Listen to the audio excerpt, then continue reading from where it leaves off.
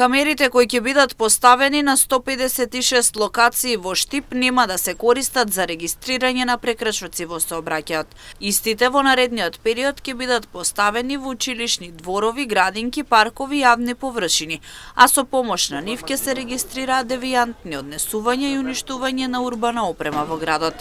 Ќе служат и како доказен материјал кој ќе се користи од страна на СВР Штип, но и останатите институции.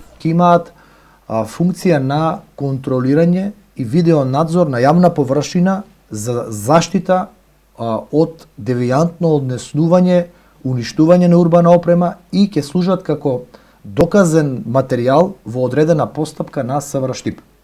Нормално и на комуналните инспектори, затоа што ќе има 24 часовен мониторинг центар, односно лица кои во тој мониторинг центар ќе ги надгледуваат сите овие камери и врз основа на тоа ќе можат да забележат одредено девијантно однесување, затоа што станува збор за паметен систем.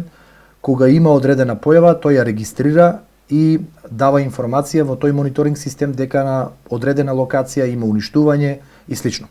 Кога се во прашање камерите за безбеден град, Јорданов посочува дека најверојатно ќе биде имплементиран во втората фаза, согласно најавите од Министерството за внатрешни работи.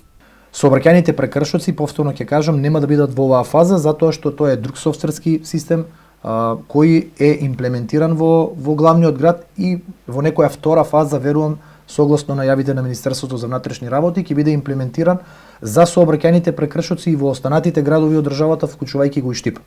Безбеден град почна да функционира во Скопје, Тетово и Куманово од 1 февруари, а за почеток ќе санкционира 4 видови на прекршоци. Глобите ќе бидат во износ од 15 до 500 евра.